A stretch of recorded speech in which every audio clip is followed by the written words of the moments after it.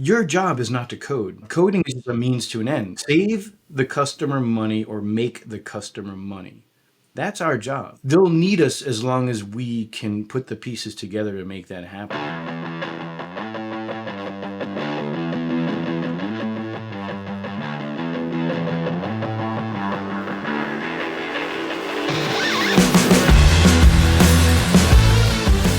I guess I'll start here. So before I even say an intro here, we have a guest speaker. Al, how do you pronounce your last name? We're going to ask you the really hard questions. Oh, I know. Nutile. Yeah, it is Nutile. Yeah. I think you're saying it wrong. Maybe. My family says it with a lot more finesse, being from Italy. They really get the vowels right. Nutile. Yeah, there you go. Yeah. Wow. So I've always said it's Al Nutile. Yeah, I gave up. Yeah, I gave up. That's what people do. Growing up with the name was not easy. Once I moved out of the Boston area, so I did this. I don't know if you saw this. Claude just yesterday, I think, or the day before, announced it does web searches now. Yeah. So I did a web search and I said, "Hey, Al Nutile is going to be on my podcast. What's a good intro?" So let's go with this Claude AI intro. You ready? Yeah. Today we're joined by Alfred Nutile, a seasoned tech entrepreneur and developer who brings over a decade of experience in web development and software engineering. Alfred began his career in web development around 2009 using Drupal, even managing his own Drupal-focused web shop, building sites for colleges, small businesses, and other organizations. For the past decade, he specialized in Laravel, developing numerous applications for global companies, including Pfizer. Currently, Al works as a consultant and builder focusing on no-code, low-code automation and AI solutions. Dang. He shares his expertise through his website, dailyai.studio, and his YouTube channel. Wow. One of Alfred's core philosophies is seeing technology as a product rather than just a tool, a perspective he's applied throughout his career in building scalable, sustainable tech solutions. Beyond his technical expertise, Al is passionate about developer well-being and has spoken at industry events about topics like pacing yourself as a developer, where he shares essential habits that helps developers maintain confidence and create better work-life balance regardless of their career stage. Al's unique combination of technical knowledge and practical experience makes him the perfect guest to discuss today's evolving technology landscape. Please welcome Alfred Nutile. Dang, that only cost me $100 a year to have them do that. That's great. Right? It's a steal. That's pretty awesome. My name now. Yeah, I heard that announcement. I was like, yeah, this is pretty big news with Claude finally getting searched. That was probably the least favorite thing about Claude with me. That's probably why I use ChatGPT more than it sometimes. That was good, though. Though I don't believe in pacing yourself anymore. It's just crazy because I don't like multitasking, but what happens is you do a prompt and you wait, and then you're doing another thing over there and you wait, and then you come back to this, it's not done. So you start the third thing, and now you have three things going. So it's been hard to pace or to not try to do a bunch of things at once. So yeah. Just don't do that with women. That's not a good. Don't do that. Simon, I could hear your eyes rolling. I live by that philosophy. I don't like doing multiple things at once because I end up doing all of them really badly. Yeah. No, I hear you. It's this weird high at first, but by the end of the day, you're like, did I really get anything done? And it is a trap. But again, it's just been hard because everything with AI takes a little while, and it's so easy to get things started that then you know, or when I use N8N or something and the customer's like, I want this, I'll just go do it, even though I was working on something else, and come back to it. It has been challenging at that level for me with the so many things you can do kind of moment. But yeah. Are you freelancing? Yes, I just have a bunch of good, like a handful of good clients that keep me pretty busy. Yeah, and then just pick up things as I go. Yeah. So. Yeah, I think we're kind of all in the same boat, really. And I think that tends to lend itself to the doing multiple things at once and trying to flip between things very quickly, which is hard. Yeah, I've tried to get down to just like a couple of key clients and try and get them to give me enough commitment so that I'm not context switching all of the time. Yeah, but what if you look at the other side of that? And I agree with you, but then like less eggs in the basket, right? Like if you have if you have 5 or 10 clients, then you're a little bit better off when X Yeah, amount leave. But absolutely. what if you, and I've been thinking about this and so many videos on it and people talk about it. Like, someone I know is making an app that will help with this is like, what if you could funnel all this into a system that would automate the process for you, like an AI assistant that can be like, these are the urgent emails, these are things you're supposed to get done this week. Like, you can do that, right? You can pull this off these days. And if, Yeah. it's like, which itch do you want to scratch? And to me, that's becoming a pretty important one because it does get easy to drop the ball and fall behind on things, right? The classic product builder's problem, though, is like, I'm building this product because it's solving a problem I have, but now I've built the product. My Yeah. focus is on the product and not the Yeah. original problem that I had. Yeah. And then No, it's you true. sort of lose touch with the problem space, and then the product goes downhill. Yeah. It's true, or I get where, but in today's date though, building that product might take a day. Yeah. What used to take us a month or two and never be done could be done. Like, I can do an N8N that hooks to my Telegram, hooks to my email, hooks to my everything, has a schedule of tasks to say, these are the things you said you were going to get done or whatever. Like, so I can do that in less than a week. And then keep fine tuning it without it becoming, like you said, the focus versus the original thing I was trying to solve, right? On that point, let me ask you something though, because you just said something that I don't think a lot of our listener. We have one listener. Actually, we have two now. Hi, Mom. We've actually got three. We have three. We have three. We got a new one. Definitely. Actually, we got to do a shout out. So, hello, Tendai. We have Tendai. We have Aaron Francis is a dedicated listener. Hey, Aaron. And Safa. Is it Safa? Yeah. Is that how you pronounce Roy. his name? Do you know? I think it's Roy, but Roy. Yeah. Wait, we have 4? This is on Discord the other day. Did you see? Yeah. You shout. Oh, Roy. Why is his name Safa? All right, Roy and Safa or both. Hey guys, welcome. So I've probably got the wrong person now. I've said that. Sorry. I think one of the 3 or 4 people probably don't even know what N8N is and how it works, or have never even heard these things. So could you give us just a little intro on that? Yeah, whether you're using N8N, so N8N.io or Active Pieces or Laying Flow, they're all open source to a degree. Some of them are really open source, MIT Apache license. N8N is not as open source, but it's a phenomenal tool. No code solution. So as someone who's been a developer for eons, when I started trying it out, I was like, this sucks because I'd rather code or I can code this quicker. But 2 things really broke me. Was one, I was trying to build Llama, which was a PHP lane chain competitor. Okay, so lane chain is the foundation right now at the Python JavaScript level for most of the libraries we use to interact with AI. And that was like 2 or 3 years ago that it came out, and I saw a YouTube video and I didn't sleep that night because I'm like, wow, I think I need to become a Python developer, and I really don't want to be. Because in my opinion, the writing was on the wall. But when I was building this Llama, I'm like, every customer I tried to use it with was like, now can you have it integrate with Google Docs? Now can you have it integrate with my email?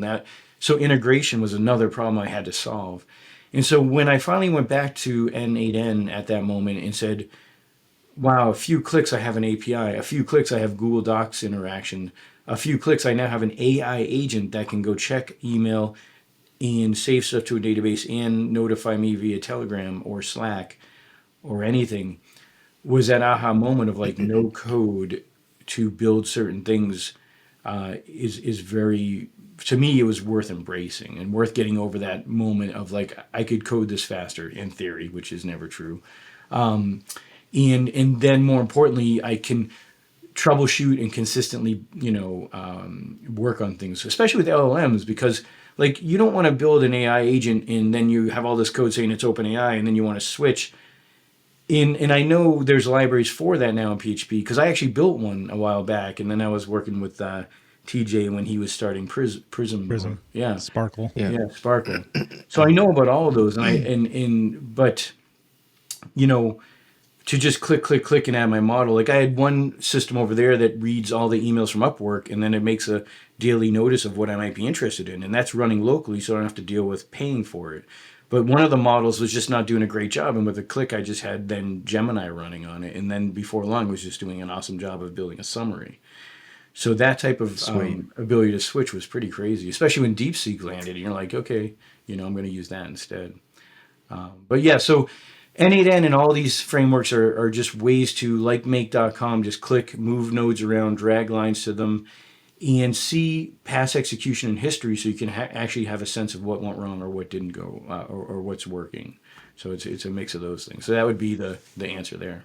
How confident are you in like rolling these solutions out to production for clients to use? More confident in any code I've ever written. Oh, okay. Like, come on. Wow. How many times, like, I've never delivered anything to a customer that, of any sense of complexity, that I'm like, yeah, this thing's going to never fail. And when it does fail, I'm going to know exactly what went wrong. And I'm going to be able to easily click this button and rerun that particular, like, come on, like, never. Like, I've spun this out for a number of customers, replacing Laravel. Sorry, I see the logo, I see everything, but like replacing applications that were pretty decent. Like the one I always go back to is I built in Laravel a thing that would check their Gmail, their opt-out account, because they had a lot of people who would want to opt out, thousands, and every provider would give them a different format for that opt-out, and they had to get the name, the email, because it wasn't the from email. That would be too easy, right? Mm-hmm. The address, the phone, all these different providers. I'm writing all this stuff in Laravel. I have it going. It's going okay for 2024. I moved it all out of Laravel into N8N within a day or two. Nothing, right?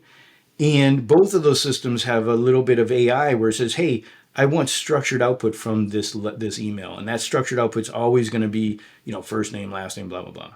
So I got the magic of AI moment because I couldn't have written all that. I didn't want to. And all these different providers, one provider just gave us HTML. I'm like, at least give us text, right? But they didn't even have text in their email. It was just HTML.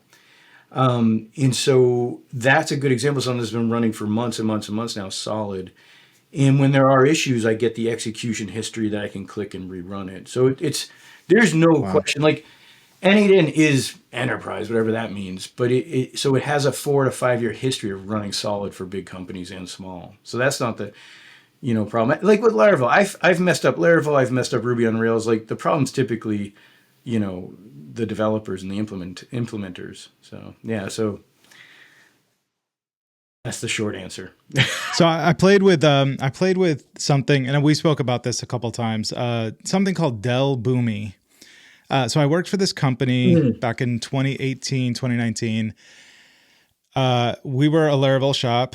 It was weird. We were running 5.6 and connecting to SQL Server, and that was a nightmare. Yeah. On Windows laptops they gave us, which was another, the ODBC drivers to get it working locally and all that crap. But, and eventually they hired, or they found this Dell Boomi thing. They paid a lot of money to have access to this. And it was kind of what you're explaining with, and I think it's Notamation is what N8N stands for, like International I18N, right? It's Notamation, I think is what it stands for. I've heard that. Yeah, I was wondering. Yeah, that's a good one.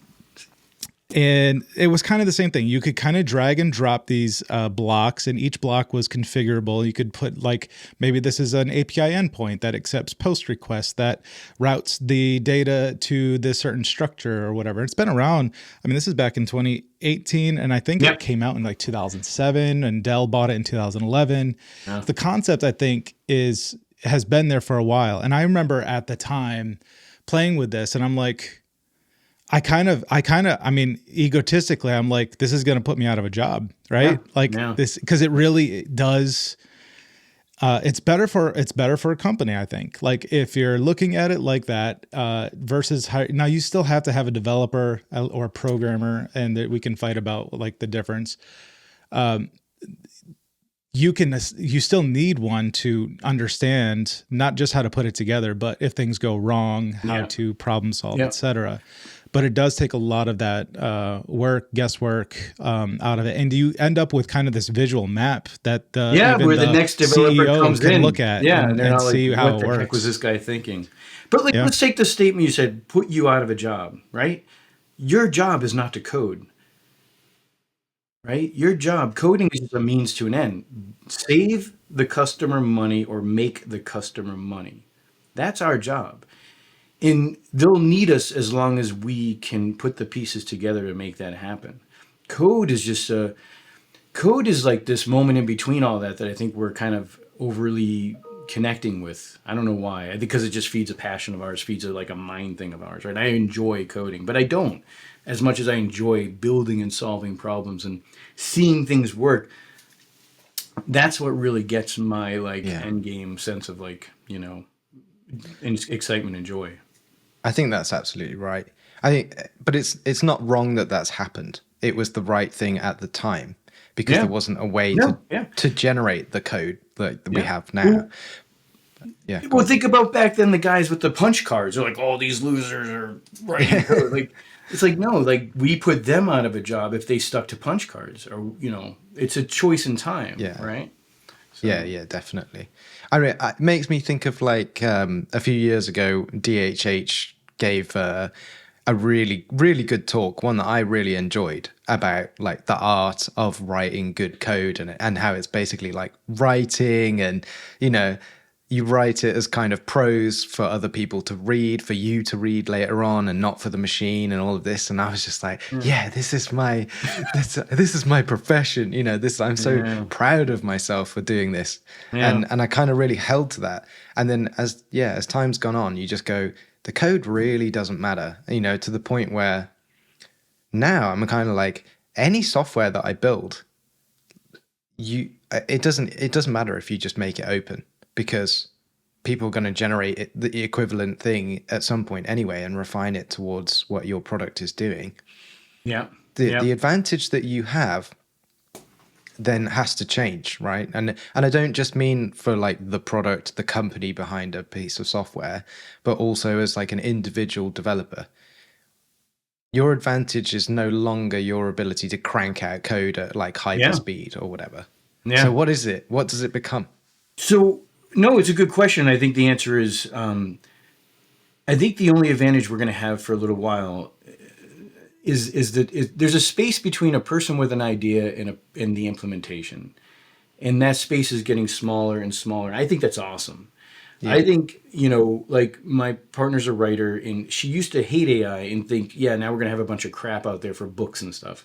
But it's the ability to say, I don't have the skill to do a particular thing, but I have this awesome idea and it lets me do it. Right. Mm-hmm. And so therefore there might be tons of crap, but now we've empowered at least someone to maybe make that nugget, that gold nugget.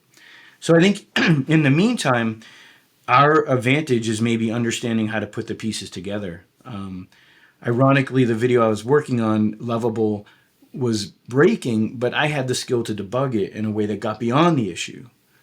But that, Yeah. that's what we got another few months of that, right? Like, Yeah. what is the number?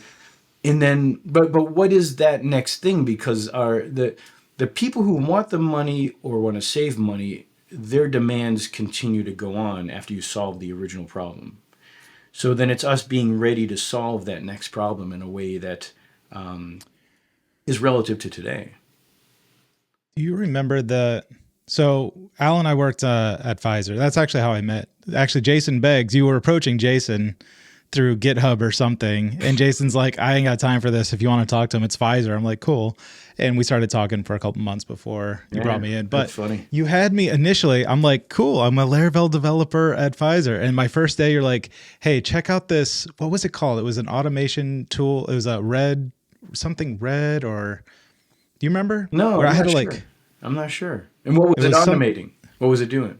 you were trying to get me to automate everything. Yeah, We're trying to it was the builds, I think, for the yeah, team, and yeah, getting it to accept a post request and spin up like an Ansible script or something like that was hitting the cloud formation stuff on AWS or something like that, something to that effect. I can't remember what it was called, but yeah, you kind of always were into automation and really just solving problems, not necessarily coding. Right, right. In a good example there was we just wanted to get ops out of our way so we can focus on building things. Like ops Yeah. should be one and done. It shouldn't be your job. It should be dev, maybe ops, right? Like, Right. so that was the goal there. How do we get it out of the way so that we can focus on building the things that customers cared about in that situation? But yeah, so going to drive me nuts. I'm going to figure this out. You guys talk. What's it doing? What's what doing? What's driving you nuts? Oh, the thing? Oh, yeah. What was remembering it the name of it. Yeah, I can't remember. The automation stuff, you know, and like you've been saying about no code, it's been around for a really long time now. Yeah. And I kind of feel like with the advent of the AI stuff is that actually we move away from no code, and you've kind of brought them together. Yeah. So like, So no, yeah, just rationalize that for me. no, I know. Like we continue to exist in this gray area and it keeps shifting. So you got to be open to the shift, right? Mm-hmm. Right now with MCPs and things like Wait, what's right. MCP? Right. So called? MCP is the model controller protocol or whatever. Basically, the point is it's the USB-C of AIs talking to things. So I can put an MCP in place that says, "Hey, Claude," or anybody, because it's open source, it's open protocol. Here's my database. Go talk to it. Or I can say, "Hey, when I build things, I like to lay out my files this way," or "This is our internal system. When I say go get to-do items, this is how you get it." So MCPs help the LLM stay on guardrails and know kind of what they're doing. It's kind of magic because so far they've been amazing, but they're based off of just a general understanding of everything. MCPs are helping them say, "Oh, he wants me to do a Postgres thing. I'm going to go use this MCP that says Postgres and use that to talk to Postgres to then build this amazing query I could never have built on my own," right? So it's like function calling, but level 10. Yeah, function call level 10 in each MCP is basically, depending on your language, Python or Node, they're basically little MPX servers running, right? And so they all have this. Actually, they're not even that. Like when it goes to use it, it runs your NPX to then run that command and get all the information. Like you're saying, here's all my abilities, here's all my functions, and here's what I can do with those. So when he says get a task, oh, he wants me to go to here and use this API and get all this information. It came out in November, but it's just I think we're just figuring out what it means. So, you know, one of them, I mean, it's just the stuff you can do to say, hey, when we build an application, this is how we do it. This is how we set up GitHub. This is how we set up all the files. This is everything we do. And now you can just say to Cloud, build us an app, get us going, and it would do all those steps accordingly and then get you going. Right. So it's pretty crazy. So we're in this gray area though, where I can use an MCP to build an N8N workflow, or I can use an MCP or like the thing that OpenAI just talked about with the responses API to say, you know, here's your tools to do X, Y, and Z. Use these to go do it. And you're not coding as much as plugging in these Lego bricks of functions and letting them do their thing, right? So it's an interesting gray area right now. So it is tricky sometimes. But with even FlowWise, which is another amazing tool to build LLM integrations, we still have this big advantage now where I can go and do a few clicks and have it, and then hand it off to the next person to say, here you go. You don't have to dig through my code, and it's easy to see, and all my logs are there. So we still have a big advantage with this stuff to keep using these no-code solutions. And we call them automations. You mentioned the word automation. But just to remind you, like, I wouldn't build an API anymore. Bottom line. If I have to build an API, I grab a node. It's called webhook. Stupid name. I put another node behind it that says queries a database. And I put another node behind it that says respond. Right? Like, why would I put that in code when I just built it and I'm done? And, you know, so my point is not just automations, it's API building, in my opinion. So without the code. And so it's a good example of where these tools, Active Pieces is the open source alternative right now to N8N, can do that with a few clicks. So N8N is open, it's open something, but there are some gray areas in its license where they might start charging you if you try to white label it or use it in a way that it's a pass through. So you'd have to be careful. With my customers, it's no problem because I'm like, here's your N8N, here's your server. Yeah. I'm not paying you, charging for N8N. I'm just charging for plugging things in. There you go. Right. So, yeah. Cool. So the gray area, it's so you're right. It's everything's shifting and moving. So you got to just be kind of like, you know, what might seem like a good idea now with N8N might be out of date in 4 months, right? Who knows? Yeah, this is the next thing for me. It's like it's moving so fast, and I've got, if I just look at my own personal perspective, I've got clients, they've got work that needs doing, Yeah, and this is the classic like R&D versus like just doing the day job. How do yeah, you find the time right, now to yeah, do that stuff on the yeah. side, which I'm guessing is kind of on the side, some of No, it, no, there is no side. Okay, right? it's just You're literally 24/7. just like, Yeah. pay me to do R&D. That's what Well, you're no, but telling clients. seriously, like, listen, that's a really good way to put it. Customers do pay you to do R&D. Yeah, If absolutely. customers pay you to solve the problem the way you've been solving it for 10 years, then heck, you might as well use Joomla. Remember that? Like, you might as well Yeah. use something from then. Like, we are only here now because all along the way we said they need to solve this problem. I think this is the best solution, right? So all our days in solving things have to have a little bit R&D, and then all our own process has to have a little bit R&D to scratch our own itches. So, for example, that MCP moment, I'm like, oh, I don't really want to stop to do this.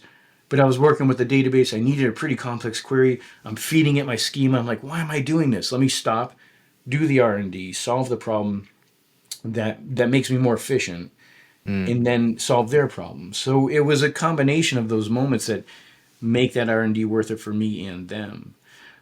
So, Yeah.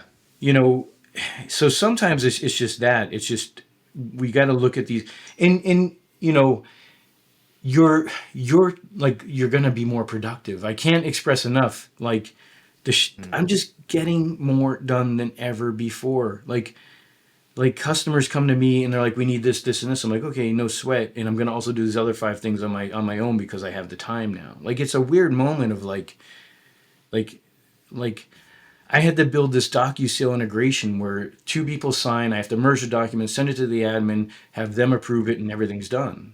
Right? Like an hour of work, 2 hours maybe. That's it. Jeez. And it has logging, error tracking, everything just works consistently.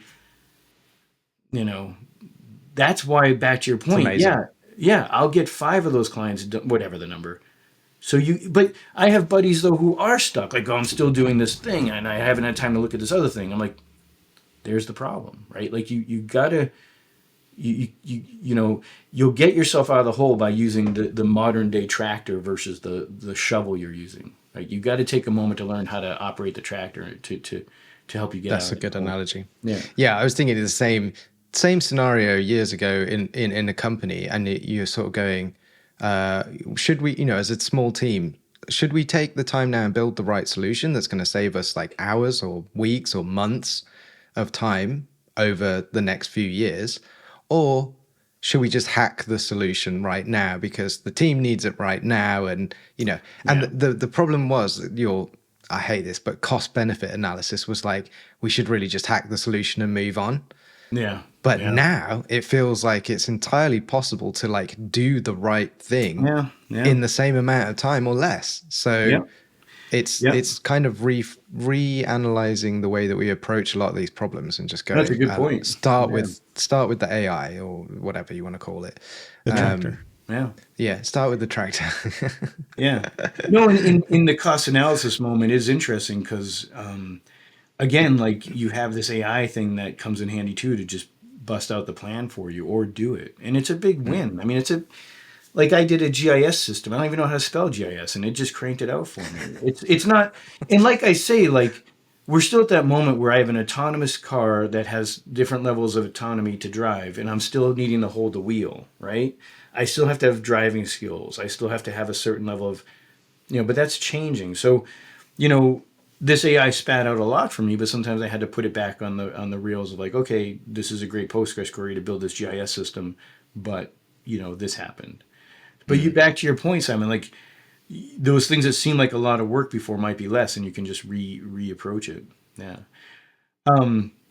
Like, and what do you like? Just a question of both of you. Like, I mean, when you think about being a developer right now, what are you thinking about then? Like next year, if this, and I know, like, listen, there's hype. Every industry, every moment in time has hype. The web was hyped. Web 2 was hyped.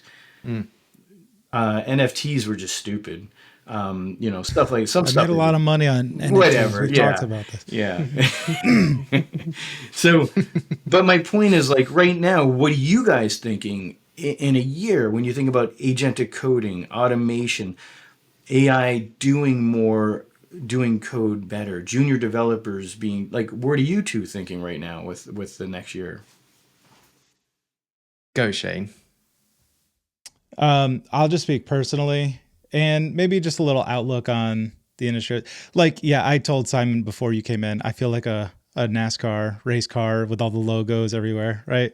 I love Laravel. I've been doing Laravel, the community, the people, the infrastructure, everything about it. I'm a big fanboy about Laravel. I think when hearing about AI, my initial is kind of like the Del Boomi moment where I was like, I'm going to lose my job if I don't adapt and, learn these things and start to not just accept, but I have to become an expert in this because I am the developer. And so people are going to rely on me and whatever research I do in order to solve their problems now with these new tools. And if I can't do it, they're going to find somebody else that does. And so there's some intimidation there, I think. And now it's like balancing out my already full schedule with now adding another whole plate onto my plate of things I need to learn and adapt and adopt. And so I think that's probably a sentiment felt by most of the community, at least in Laravel, is this full plate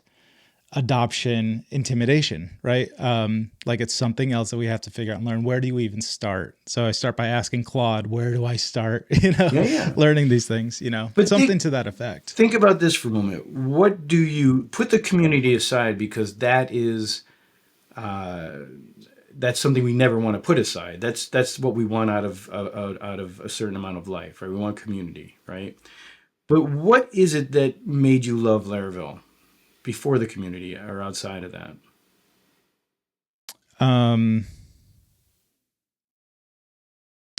What made the logo? It's got to be the logo. Come on.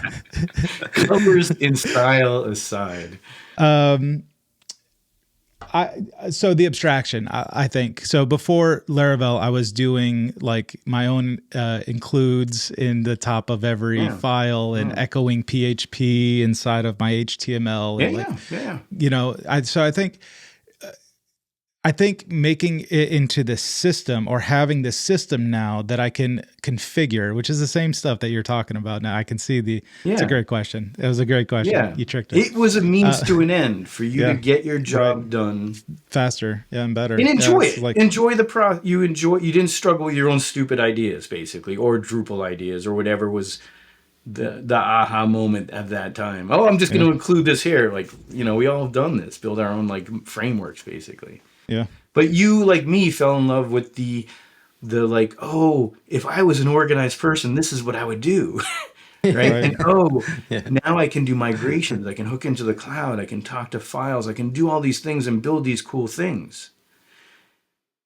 It's this weird human thing where we fall in love with we this thing inspires us, but then we forget the reason it inspired us. It becomes the thing that we're, it's like a weird thing we do, I think, Yeah. Mind blown. Yeah. I mean, it's a thought. It's just a thought. No, I completely am on board with that. We get deeply emotionally attached to the idea of what the thing was when we started it. Like this tool gave me power. Yeah. And it's almost like now, 10, 15, 20 years later, out of respect for what it did for me, I must stick with it. And the reality is, you look at anybody who works with any kind of tool, like you've just said about the shovel and the tractor.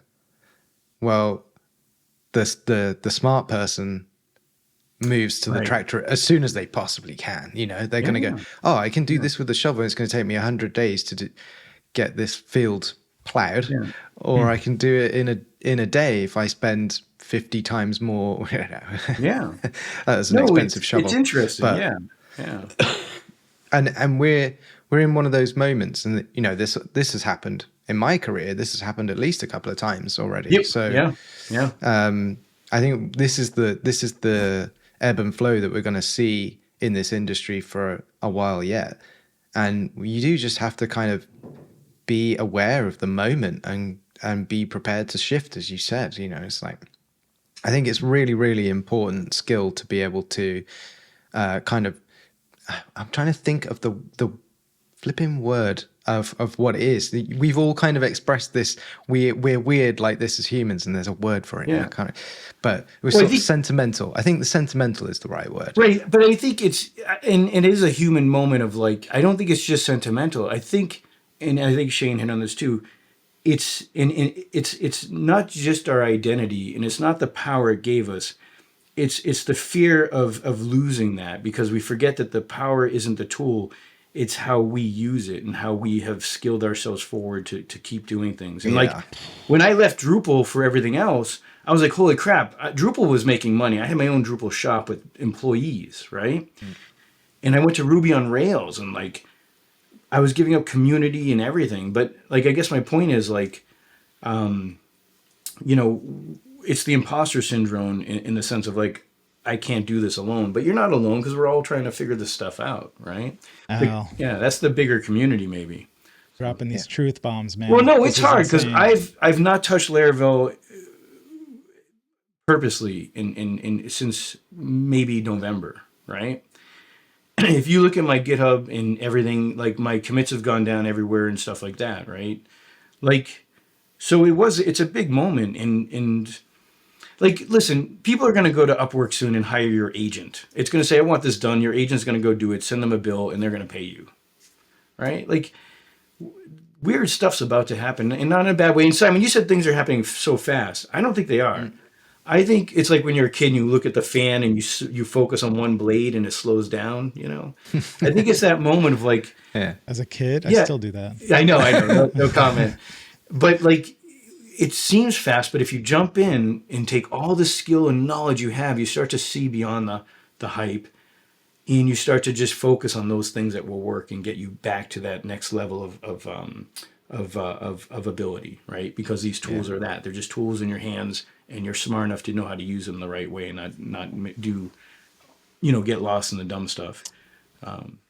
I did not expect to wake up this morning and go to church. Thank you. I know. Sorry. Yeah. Sorry. No, this is brilliant. Like, this is my note. It is like, it's changing me. I feel it, because you're so right.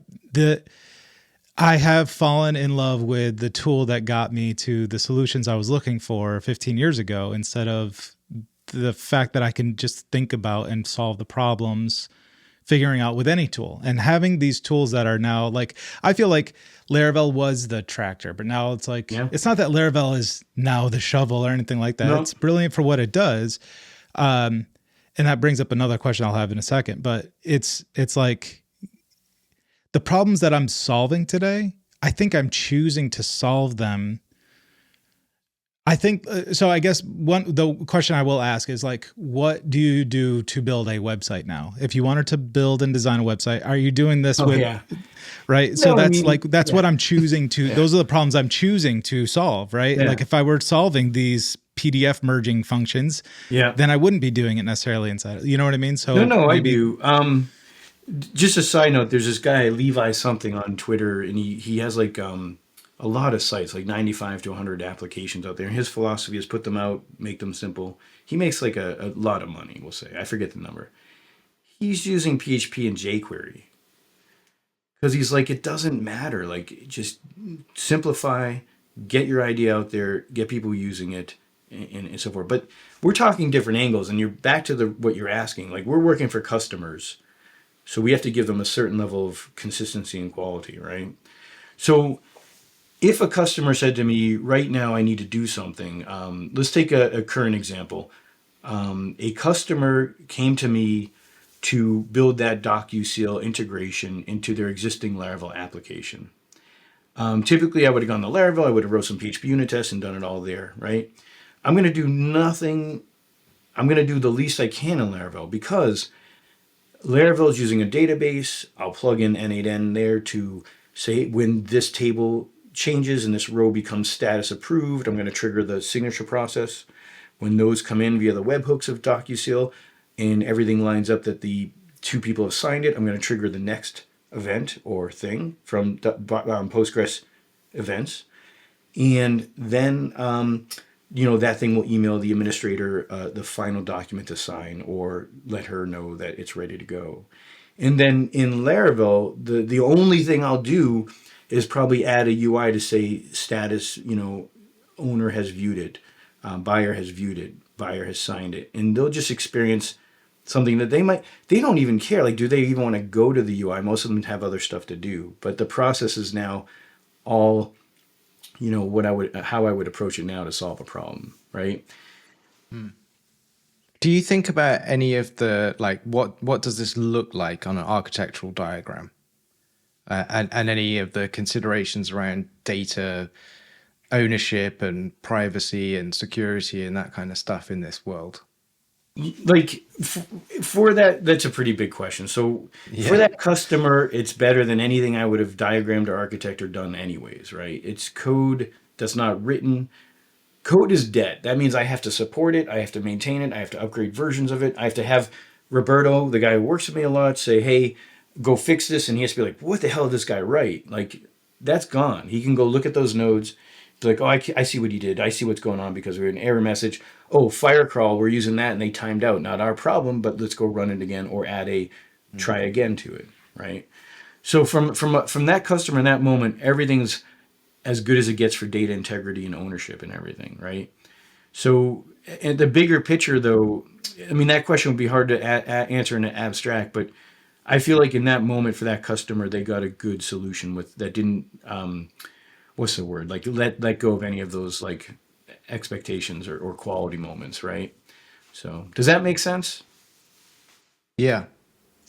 Yeah, I guess I'm thinking more of like, organizations right now probably already have diagrams of their systems, if they're doing, this to me sounds like, essentially I'm building a kind of microservice architecture, Right, right, sort of, and right. how, if we've got that already with these Yeah, sort of traditional systems, yeah, we've got that documented, we've got organizational yeah, information that's helping us structure this and keep tabs on it and, hopefully understand our costs and all of that kind of stuff. And now yeah. suddenly, somebody's coming in and going, now we can do away with all of that. We can just build it in this thing. Okay, And so listen. how do you To answer meet your all of first those question, requirements? but let's think Yeah. about what you just said.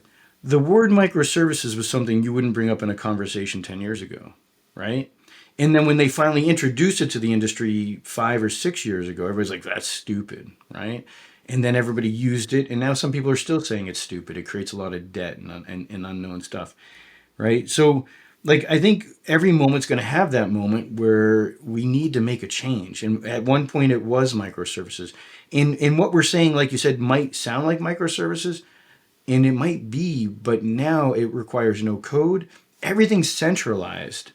And back to your point about diagrams, they're lies because they go out of date and no Yeah, one I updates know. them, right? Yeah. So now you have these nodes that are all linked together. Like, there's my diagram. Send me a screenshot every day if you want, right? Like I had one customer the other day who they're like, "Oh, what are all the ACLs on our app?" I'm like, "I don't want to write this down." So every time there's a Git commit and the web file gets updated, I have it give it to the AI to say, "Tell me what the ACLs are," and put it in a Google Doc.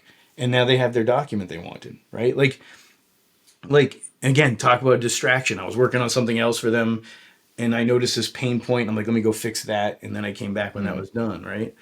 Because that took, honestly, less than 30 minutes, right, to put all that together, which is fascinating. If I even Yeah. approached that at code, that would have been a to-do item on my list that I would never have gotten to because it would have just been Yeah. too much pain.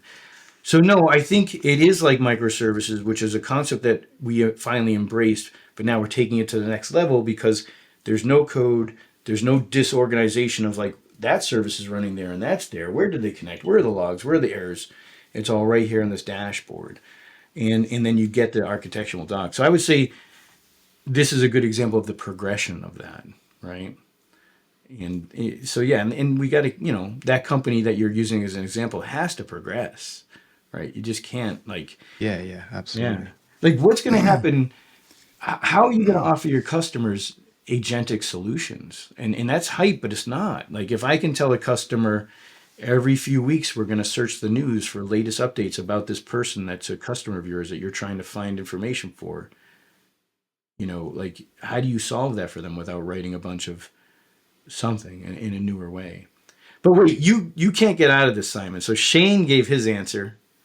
Like, what Uh, is your thinking right now? Like, like, what do you think things are going to be like in a year, and where do you stand with agents and automation and AI and less coding? and Well, just before he answers, just note for everybody, he's British.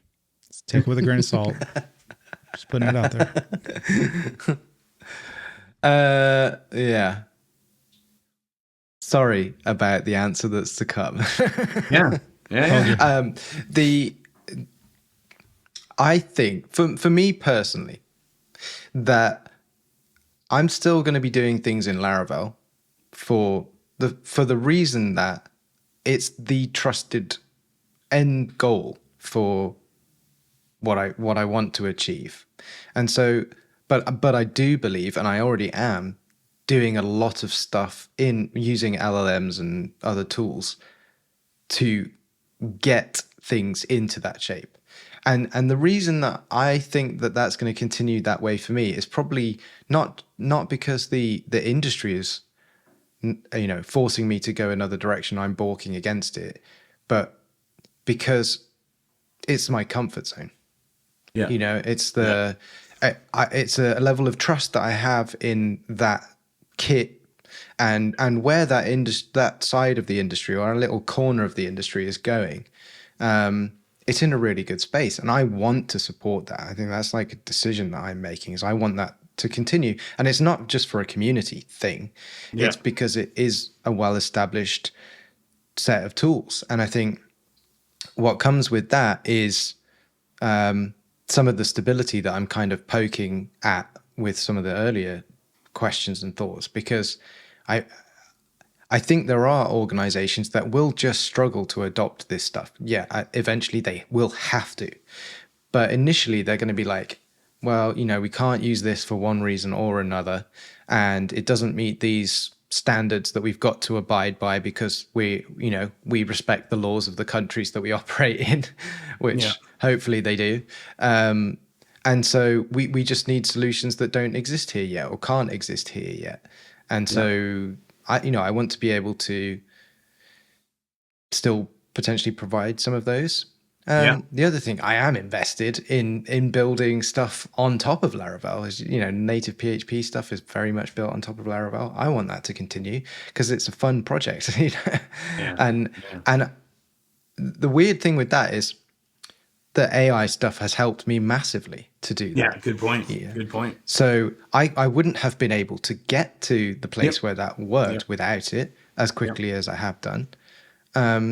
That's a really good point too. Yeah. But I fully see that people are and will be using AI to build apps, cross-platform apps, using other toolkits without even having to think about the code. And that's kind of like, well, is there even a place for this thing in this new world that's coming or that's already here? And it's like, well, I don't know. I'll test the water by putting this out and seeing if people still want kind of the old-fashioned, frameworks and stuff. And the answer is, yeah, they do. So, I think the fact is that a lot of people still don't know how to use these tools properly and effectively.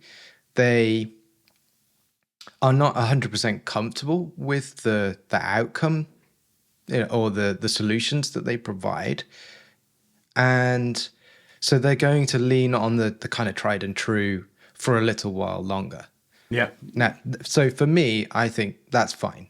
I think there is another side to it, though. I think what I'm seeing, and everybody's talking about vibe coding. I don't know what that really means, but, this kind of idea that you're going to get, I was going to say juniors, but it's not even necessarily juniors, but just a bunch of people using these tools to generate what is essentially going to be rubbish.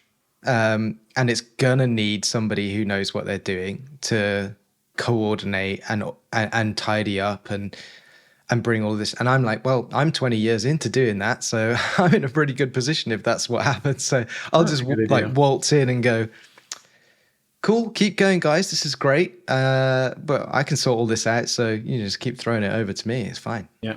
Yeah. Even though you might be sorting it out in Next.js, for example, and Supabase and whatever. Yeah. Yeah. Like I thought vibe coding was coding with no pants on. I'm so behind. That's why your channel's not taking off. Yeah, different YouTube channel. Wait, I've been doing that every day for the last 5 years already. I saw your pants. Those are nice red pants. I like them. I was kind of jealous. The Laravel shorts or whatever. So I only put those on so that you didn't see anything else. That's all. Let's unravel a couple of things there. And I want to start with zero level, because I have 4 points I want to make from that. One is, what is rubbish, right? Now, application. Oh, yeah. No, in a good way.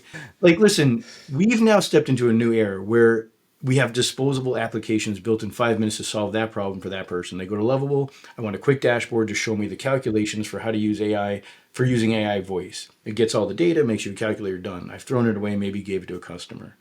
But you have non-developers like my partner who has these moments where she builds something and it's an amazing moment where she built it. She's not a developer. And she solved her problem, how to read Adobe Analytics in a way that's normal for humans, like so they can understand it. Boom, she's done. Or like you said, she builds enough to say, now I need a developer to help me take it the next level. But now I don't have to explain to the developer and Miro and a ton of mock-ups what I want. This is what I want, right? So it's all these things that are coming out of this. And it might line up with some of what you're saying. We're needed now to take it the next level for that. Now, if you were thinking about percentages for the 30% of those moments, right? But 70% now are being done on their own or replacing things that people would have maybe bought something else for. Now, you mentioned something about hobby or fun. I think that's where coding's going. It's going to be a hobby. It's going to be something we enjoy and have fun, but we got to be honest with ourselves and say, yeah, it's. I love doing this. Like I love working on a car. I don't, but I see people who do. And at one point, they were the ones that when cars were new and they were the only people who knew how to fix it. They had jobs and money and pay. Yeah. Now they're it's.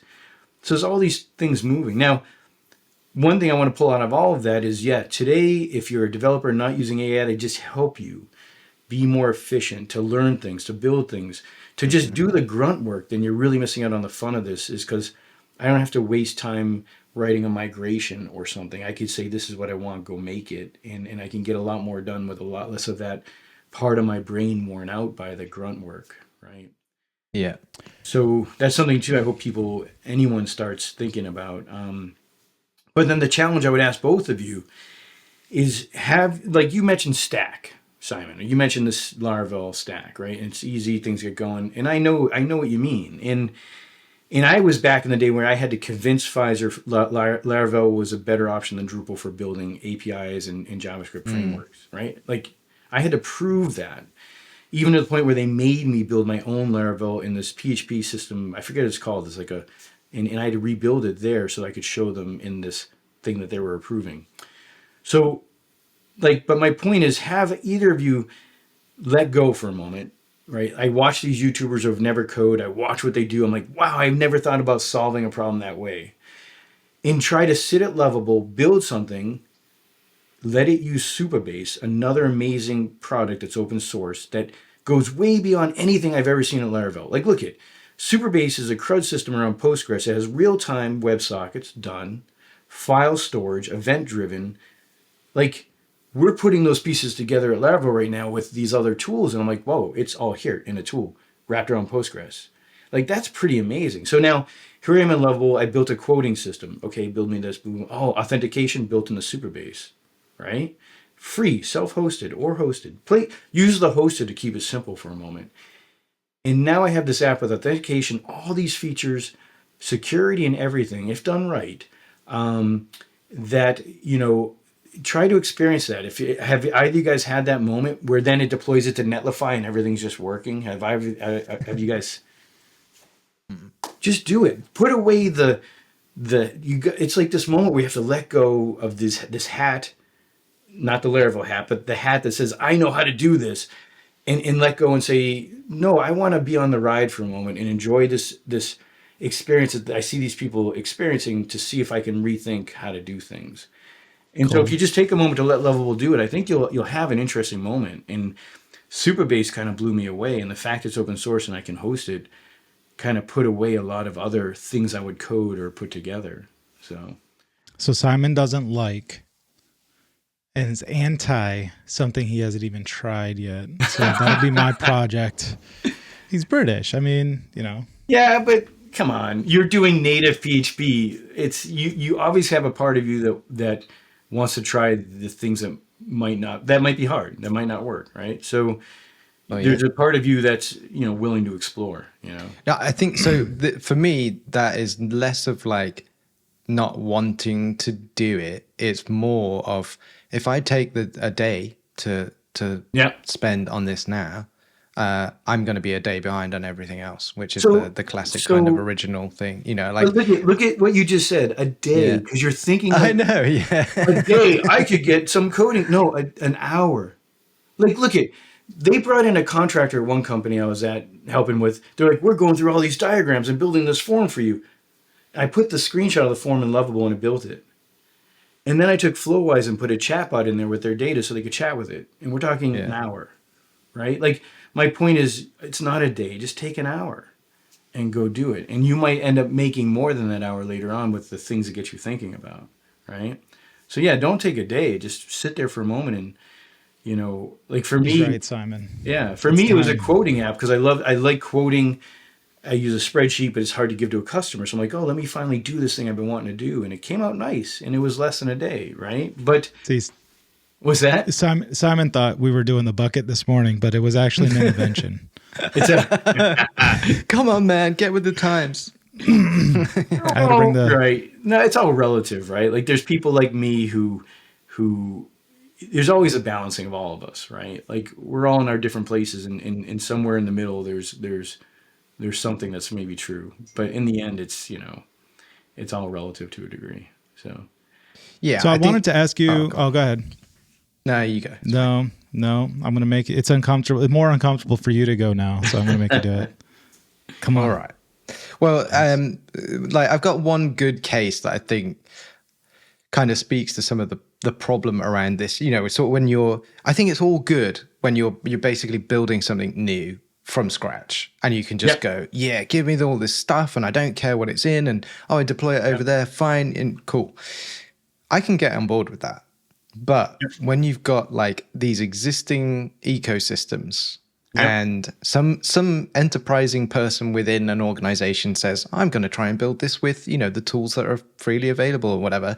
And then they go, right, now can we get this in production? And I just like alarm bells are going off in my head, in I'm sure lots of other people's heads, and I think probably part of they're my all answer British, to your but whatever. British alarm bells. No. Yeah.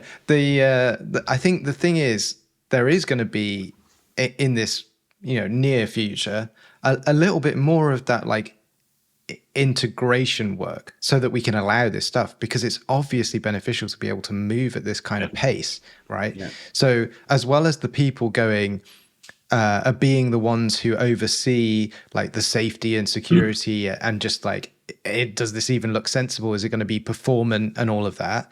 Is the people who are going to go, okay, how do we just take this and make it work with our existing platforms? So that we're not having like 300 different suppliers for hosting and databases and things, just because one team over there have done the thing with Claude and another one over here has done it with OpenAI, I think first and foremost is no one size fits all. So when I'm talking customers, it could be that solo guy person who wants me to build something. It could be the company who I've built a Laravel app for. It's been running 3 years now, and they have 10 plus people using it every day to produce a lot of results, right? Or it could be enterprise, Pfizer, right? So you have to look at each one obviously differently or accordingly. But in the end, back to your other question, when a new feature comes up, start with the API. If your new feature needs to do something, go build it as a standalone API in N8N or active pieces. And then let that UI interact with it that way. And you have that moment where you can you can try something without much investment at all. And I think from there, the addiction begins of realizing, wow, I stood it up in no time. It's there for the next one and the next one and the next one and the next one, and it will scale. It will hold up. So I always start with the API and then let the UI talk to that and get its results from there. Or it could be a scheduled task. It could be an email that goes off when the database changes a field, right? Yeah. Or anything. So yeah, I would start with that level. You know, it's funny though, like in everything you're saying, hopefully that touches on some of them, but the things we trust, all the things that got you to this place with that company to build something that they trust is really, the stuff you've put together using best practices relative to Laravel and the industry, right? So it's all the same stuff. It's just a new way of doing it, right? But I would start with APIs, and you could even parallel build it the old way and see what works out the best, and then keep going from that. So that would be the answer there. And I've done that a lot. Like one of the Laravel apps is pretty big and pretty busy, but we want this next feature. I'm going to build as an API, and it's been working out great. So That's cool. yeah. I have a couple things here. We already talked about MCP. Number one, Rundeck was the platform that you had me working on. That sounds familiar now. Yeah. I can't remember visually. That sounds familiar. You put me on this for 6 months. I'm a Laravel dev, and I didn't touch Laravel for 6 months. Yeah, I remember that too. Now. Oh yeah, I kind I of. love Rundeck. It's great. Have you played with it? Yeah. You're being sarcastic. No, I'm not. I should look it up after because I can't remember visually what it looked like. But yeah. Dashboard, whatever. Yeah. You put out, so two things I want to talk about. You did this, I don't know which one first, Coolify and Postgres AI. You put a tweet out the other day about this, something you did with that. And I didn't really understand it, so I wanted to ask you about that. Coolify, I watched that video you did on YouTube. That was pretty cool. Yeah, no, they did an awesome job. Built in Laravel, ironically. Okay. Really? Yeah. So they're waiting for people to jump in and help, but it's a great way to, as a business or a person, just self-hosting your own stuff in a click. I've moved from Trello to Plane, which is a great ticket system. I spin up my own Flowwises, active pieces, and 8Ns in there. They did an awesome job. Nothing's perfect, but you keep helping by fixing the doc. So what is it exactly? So you can self-host this Coolify, and I think it has access to all these like container libraries that you can just spin up and point DNS to. It's even, I mean, it's basically a well-organized way to host applications. So with one command, your server's set up to go, and then you log into Coolify and you have a dashboard. You can set up an environment for that particular project, and then you could spin up your database. You could spin up your Laravel website. You could spin up your N8N or whatever, and then they're inside of that project with internal communication paths because they're Docker with their own Docker compose file to communicate together. So it's a nice way to just do all that, and then because there's a lot of predefined working things, you could just choose from a list and go. Plain, DocMos, which is for documentation. Like there's a lot in there. So next thing you know, you're replacing all the tools you're paying for, or you're setting up customers for these awesome free tools to get going. Like I could set up Flowwise, and one of the installs comes with Quadrant. So now I have a vector database that's really well known and good. And then, I can build this RAG system with just a few clicks. It's really good with a chat widget I could put on any website. So Coolify just simplifies all of that. And so, I can't recommend it enough to as a business owner and someone helping customers, host things and get things going. How does that play with, and pardon my, ignorance. Yeah. How does that play with N8N? Simon had the word ready. I'm a little worried there. He's been waiting. I'm American. That's what he always thinks. I wasn't going to say it. You said it. No, you actually said it first. So plugging in with N8N with something like that, is that you set up N8N separately and then set up this? Typically with every project, you can have your own N8N in that situation. There's no reason why not. Especially at a customer level. So for example, they brought out an outside vendor to do something and I gave them their own environment with their own N8N. And then I hooked up a few of the pieces so they could talk to the read-only database of the main system, and they had their own environment to work. So you have your options. And, so it just depends on the situation. But it's so easy and clickable that it's made kind of this stuff fun again for me. I started in the Linux world doing server stuff, and I moved out of it. But coming back to it, it's an interesting moment too, because it seems to go well with all that's going on with like getting stuff hosted. Like, Can you get back to a point, Lovable, click a button, deployed. I'm like, how did they do that? Oh, Netlify. How did Netlify? Oh, Coolify is an open source version of Netlify. So now I send my repos there, and now I have Netlify, but it's Coolify, right? So it's kind of like that was the path that took me there. Was like I was talking about before. I just saw what people were doing with Lovable. I'm like, holy crap.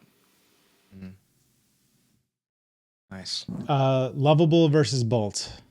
It's it's all these tools you're going to bounce back and forth. Don't you're going to have more clothing than you can imagine. You'll have Bolt, Laravel, you'll have the tattoo for Lovable. Can't wait. Like, can't wait. My point is, like, at this moment, there's never going to be another tool again that is the tool. These are all mixes and matches. Learn them, use them, and they're not. It's just not that. It's so right now I like Lovable, but I struggled with it. I was trying to make a video today, and then everything didn't work. So now I made a video about it not working, because I was just like, forget it, right? Like now I'm going to use my debugging skills, right? So my point is, they all have their moments. They all have their awesomeness. So just try them all and just come out on the other side thinking. See, for me, I disagree, because I think for me right now, this is, and I won't not ad infinitum, but if there was a Lovable for Laravel, that would be it. I'd be done. What does that mean to you? What is a Lovable for Laravel? Well, like you said, what Lovable can do, that you can kind of feed it, a high level description, probably a couple of images or something, this kind of stuff. Yeah, exactly. Yeah. And it's going to go away and build the app. Now, I know you're going to say, yeah, but most of your app, and when you're doing that, is going to be front end. And it's like, no, both. But you're saying, I'm trying to dig into what you're saying. You're saying it would be awesome if it was building out Laravel code, right? If it was building out a Laravel application and then deploying it, just imagine. Yeah, but why? Because now I can leverage all of the knowledge that I already have. Because the problem I have is, if I have to dive in to one of those things that's been created, and I've got to muck around with, I have got to muck around with that code. One way or another, I see my future as I've still got to muck around with some of this code. Yeah. And I want it to be in stuff that I know, not stuff that I don't, because that's going to be quicker for me. But see, ultimately. I don't think this is really interesting, because the thing that makes us is our knowledge and experience, right? But at this point, knowledge is somewhat irrelevant, because I can tell that AI, go suck up all this code and tell me what it's doing, how it works. But the thing that you have that it doesn't always have is what questions to ask. Mm-hmm. So that's what you're bringing to any of these moments, is the questions to ask to drive it in the right direction. But that question is not about Laravel. It's like, why is this going wrong? Like, I just did it with Lovable. I'm like, did you fix the permissions in Superbase? It's like, oh, you're right, right? But you bad AI. What are you doing? You say it nicely, though. You don't want to make dangerous. But my point is, like, I don't think it's an interesting sentence you made. If it would be good if it was Laravel, and I'm trying to say, like, at what level, like, there was those guys who wouldn't move away from the terminal in Unix. This would be good if it was Unix. This would be good if it was in the terminal. This would be good if it was, like, at what level do we move away to the next moment of, like, it's doing this, and this is amazing that it delivers it. And my skill at this moment is to know what questions to ask to help it to the next step. Yeah, but that's why I said, like, this is me right now. I think if there was a tool right now that could do that, that would be the tool. Who would build it, dude? It would be the guy who built Shift. He knows this stuff in and out, right? The guy. JMac's great. Yeah, he could probably with his whole blueprint patterns and everything. But I think it would be a great product if you guys make it. What you're saying. I'm going to message him now, because you're absolutely right. I think he would love that. Yeah, it's very much, he seems to have all the pieces, the Opsy stuff, and he could pull it all together. That whole GitHub interface is an amazing thing that could be built to help with this stuff. But yeah, it's a good way. It's interesting how you put it though. So yeah, I know. I'm so many definitely thoughts I'm now. being like devil's advocate and being the grumpy old programmer who doesn't want to move on from the shovel. Still But on the horse and buggy. yeah, what were you doing before Laravel? my own framework. Crazy, yeah. No, not Nuts. crazy, dude. It's like It this is is my crazy. CMS. It's like It's like everybody did that. Yeah. nobody knows this technology. There's no documentation. It's missing half the features of everything else on the market. What am I doing? Yeah. Yeah. Yeah. But yeah, no, that was a good learning exercise. I mean, that Yeah. was after years of being frustrated by WordPress Yeah. and going, there needs to be something else. And looking at all the frameworks that were on the market at the time, having used some of them like CodeIgniter and Zend, and just going, ooh, I don't agree with these. Like viscerally, Yeah. I do not agree with what's going Yeah. on here. Yeah. And then Laravel came along and it was like, oh, this looks kind of like my framework, but better. And I was like, let's give it a go. Yeah. Yeah. Yeah. No, it makes sense. It makes sense. I have so many thoughts. I have so many things I'm thinking. First, all right, let's ask the fun question. How do you use AI to make money without having to work? Because that's got to be a question that everybody asks AI. Right. And I think that you've played with this more. So You still look at, you make money from client work, right? yeah. That's probably your primary source of income. Yeah. But have you thought about making apps or doing anything that's just kind of passive and just so Right. that you've got the money thing all taken care of, you can just play around with what you want? No, I mean, right. I mean, it's not about money because if you had all the money, you'd still be doing this stupid stuff, right? Sure. Right. But I think what I'm realizing is don't go to this website, but it's called Find the Invisible Cow. Okay. And if you go there, it's going to start mooing. Okay. And my point is, in my career, I've aimed too high. Okay. This guy makes about $6,000 to $10,000 a month on the ads. I'm aiming too high, right? What is the little things I can put out there, the 100 little things, and one of them catches on? What is the Wordle moment? What is that little find the invisible cow? Ask the Genie's another site. There's so many.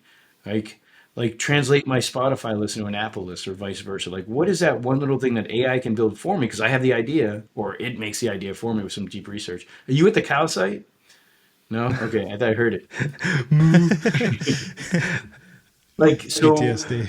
if it's about making money, I think there are those little ideas you could spin up that are just ridiculous and could make money, and it's proven it to work. And it could be something handy too, like you know a meeting time zone site that isn't hard to use, little things like that. I have a few ideas.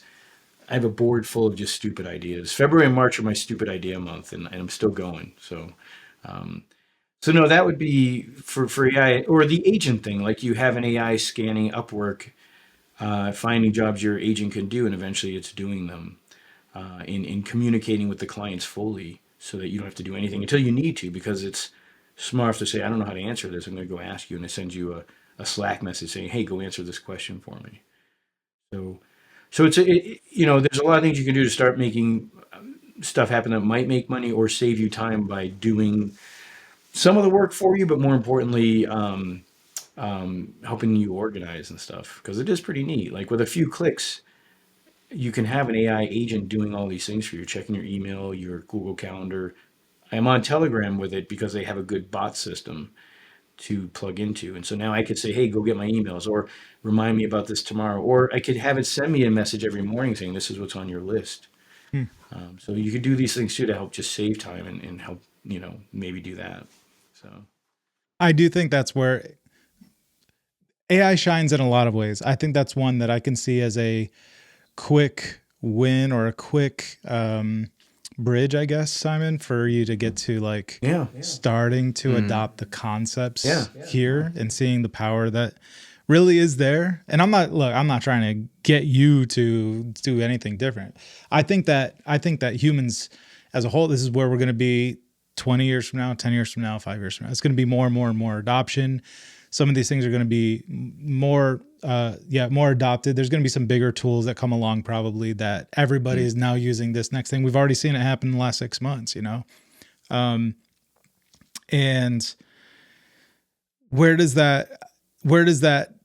how does that change my life? Because outside of doing work, I don't have much of a life. Like I don't have anything else in my life that I really want to automate or do. Like I don't have other tasks going on. You know what I mean? I go to the gym, I go walk, I go whatever with my son or whatever it is. But so like really for me, it's like, well, making money. I guess it's what I do. That's what I need to do. That's what I focus all my time, almost all my time on. Yeah. So like if I could be outside, I'd go fly airplanes as you both know. And, stuff like that. And it's just like experiencing the life. But yeah, I think that it's not so much. So why haven't you done that, I guess? So like maybe your focus just isn't, you don't care so much, or you just find, financially or whatever, not trying to make passive income. But other than that, like, have you tried to do anything like this to make passive, or are there other hindrances? Okay, you have. I've sold my soul. Successful. I'm just trying to. You should see the stupid stuff I'm making. Like, I get no respect from my partner anymore. She's like, another dumb idea. I'm like, yeah, but is it? Are you making money though? That's not yet, but little things here and there are starting to percolate, and it just takes time. Like this guy did 100 of them, and there's this one YouTuber I'll link you to. He researches the traffic of the site and then the ads and the ad market industry they're using to figure out what they potentially can be making. So he has some interesting numbers and ways of like sussing out, like, and you just go through these videos and you're like, yeah, these are great ideas, but they're not hard. It's just, and some of them are just stupid ideas. Like, I don't believe someone would do this, but they're not hard. So look at Angry Birds. He has a lot of ones. So my point is, for me, instead of focusing on building the ultimate app or the ultimate whatever, like it's been pulling back and doing that. So maybe they will take off, but I don't expect, I'm just putting hooks in the water. Like that board has like 20 or 30 of them. And the more hooks in the water, the more chances of something getting a bite. But on top of that, there's other stuff too. Like my work for clients is making just as much or more money, but I'm working less. In the time I'm not working, though, I'm investing in these ideas or research or thinking or YouTube videos and stuff, so I can, because I just love doing it. Like it's like my weird obsession of mine. That but we're all we're all on a team, so so someone else can use it, and then like I got a few people calling me for work too out of this. So I mean, it's a funny moment where these little things do make money in different ways, right? So that's how I got my Pfizer job, dude. Mike, I won't say his name, saw me on YouTube 10 years ago, whatever number, doing Laravel with Angular. And I'm like, he's like, we need someone to build stuff like that inside here. So Angular JS, or was it TypeScript stuff? No, dude, this was before TypeScript. This was Angular 1 that people liked. I remember that time. That's when it was good. I liked it. That was before Vue was even out. Vue wasn't even And we went to Vue later because of that. So the short answer is there's no big money rolling in, but I am trying little things to do that. But like you said, some people like yourself would say, hey, I'm going to work 2 hours today and go flying. Some people like myself would probably still sit in this cave now trying to get the thing to do something else, right? Like it just depends on I like working. So we've been doing, and we can't have a show go by without saying native PHP for mobile, right? So I don't know if you see, I put out a thing yesterday and I'm doing the Android side, Simon's doing the iOS side. Yeah. I love this project. Like I love sitting there on my couch, hacking away at this thing and trying to wrap my head around. That's cool. It's just totally different stuff, I think that there's huge potential. Laravel's going to be around for a while. Like they just did all this Series A fundraising, whatever it is. It's going to be around for a while. So like to get it so that you can plug these two things in, first of all, like you said, Simon, without AI, I wouldn't be able to do any of this stuff because I'm asking tons and tons of questions and getting answers and figuring it out. It's like a coworker that's available 24/7 as long as you have tokens, kind of thing. Yeah. But remember, you had to know what questions to ask. That's correct. I get fascinated when I see people like stuck. I remember back in like 2001, 2000. I remember being in high school and like just Googling something, like we'd have a research paper to do and like Googling it and just asking, and it's like you could just copy and paste this as my paper. Like I never did that. Not me. I would never do that. But like my friends around me were like, how would you even think of that? And I've always kind of said, I'm really good at asking questions. And that's something that I think, all right, so if that's the skill, okay, now how do I translate that into whatever it is that I want to do next, right? And I think one of the questions I probably would ask is like, it gets very existential. What do I want out of life? What do I want to do? If I had all the money in the world, I could do anything with my time. What is it that I would want to do? And that's when you start getting, I don't know, that can go into a totally different podcast altogether, but those are good questions to ask yourself. And I try to do that from time to time just to keep myself in check. That took a weird turn. No, but I think like you said with time, it's all about time. And if you have more time in your day to play with these things that you enjoy, then it's a win, right? So if you can work 4 hours a day, but make enough that you're making now to live and be healthy and happy, then that extra time you put towards the stuff you love to do, right? So it's, I would just stare at Simon's eyes, I think. And then his lips would move and be, what was it, idiot? What would you call it? Ignorant. That's a slang for American. Yeah, I know. That is every time they walk up to us. But yeah, so having that time would be your way of winning, right? So yeah, for sure. Go to the gym, spend time with my son, and all that stuff. How's your kid? You got your kid's teens, higher teen. He's like 16 and a half almost. I was gonna say my son just turned 15 and a half. Yeah. It's crazy. It's tough. Yeah. Oh God. Yeah, it is. Knock 5 times, right? Yeah. And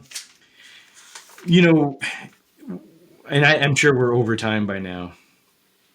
I guess, I mean, I don't want to end it on a bad note, but so I won't bring up some other things. I think we should. No, numbers. Like the numbers in the industry show developer jobs going down, pay rates going down, and the demand for certain things going up that aren't lining up with PHP, right? So I know Laravel just got all this investment and everything, and I know all that is something, right? And I know people are still programming in Cobalt; they still have jobs. So, but to be fair, like there's that other news where they're using AI to translate C++ into Rust. So I mean, this stuff potentially can get to a place where we can move forward quicker because of that. So I guess my point is like, yeah, I think we do have to be conscious of the particular industry right now we're in and the reality of a demand, right? Mm. But yeah, I totally see that. I think it's very tricky. Like I've heard people talking about should juniors or people who are thinking about getting into the industry kind of should they stick it out? And I don't know. I think maybe it's do something else for a little while the dust settles, because it's not clear right now what's going to happen. When I went to college, if you didn't know what you wanted to do, they would make you take communications. I'm thinking, wow, that might actually pay off today, because if you can communicate with these things, you might have a job. But back to your point, it's a good time to not do coding as your... Taylor was asked that question on a podcast. I forget which one. Just a month ago, maybe, or something. And he's just like, I don't think so. I think that number one, it's like, first of all, most people getting into web development are almost exclusively front end developers. They don't understand cache, queue, and SQL queries and all these things that you really do kind of need to get into real web development, server side and whatever. My son's in a fundamental website development class now, and I'm like, this is cool. And I saw him. I went into his room, and he has a computer in there. And I saw on the screen the other day, I'm like, he was in bed sleeping, and I'm like, what the hell is this? I was so happy. Actually, it was the Laravel boot camp website, and I was like, sweet. But is it sweet? Okay, it's what I'm doing, but we are different generations, and I think for him to have a curiosity in this area is perfectly fine. But I don't think that him knowing what I know now will actually get him to where he would be happy when he's my age. I think he needs to be asking different questions and have a different technologies in the same industry if he wants. You know, I do kind of push him in this direction, but but it is interesting. Yeah. So yeah, I mean, it's who knows? We'll come back in 10 years and we'll see. We'll watch this together. We'll be grayer and older. Yeah. Simon can't get I'm not planning grayer. to get older. What are you talking about? Don't say that, man. I hope you do. For your own health. 10 years, maybe 10 months. Right. Yeah. Really. Yeah. Really. So I think we should end it on the bad note. I think that's a great idea. I think that, there's lovable. We should make our own hateable. That'd be awesome. Where it gives you like the opposite of what you're asking for all the time. There's the app idea, right? Put that on your board. All right. Anything else? Any final notes? Anything you want to shill or want us to link to or anything? Just the YouTube. I mean, just keep going there, give me feedback and things like that. It helps to know when I'm hitting the notes and not. Sure. Simon? What? I want to shill? No, we already know your shills. We're very familiar. Get enough of those. Gosh. Get nothing, dude. No, it's been great to have you on, Alf. So Thank you. Yeah. Cool. And thanks for Aaron and Tendai and Safa and what's the other guy's name? Rob? Oh no, it was Ron. I got it wrong, but that is Safa. Okay. So the other guy doesn't even exist. So we only have three other guy. listeners. There's other guys. There's other guys. Nah. They should comment if you're listening. Hey, we'll say your name if you're listening and we haven't said your name.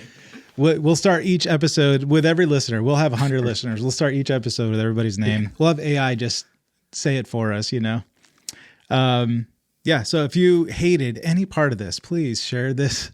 Oh, yeah. Share this with your friends, your mother-in-law, whatever it is, We'd appreciate the feedback. And thanks to Al for your time. One last thing. Do you think that you are more drawn to AI because if you type Al, I know every time I message you, it looks like AI. It looks like I'm talking to AI when I know. What did I do today? I wake up to the news. Al breaks me up. Yeah. On that note, that wasn't bad on enough note, but we'll end it there. So thanks for your time. Thanks, guys. Yeah. All right, cool. Thanks, guys, for having me on. Peace. Nice to chat. Yeah. I'll see you guys later. Bye.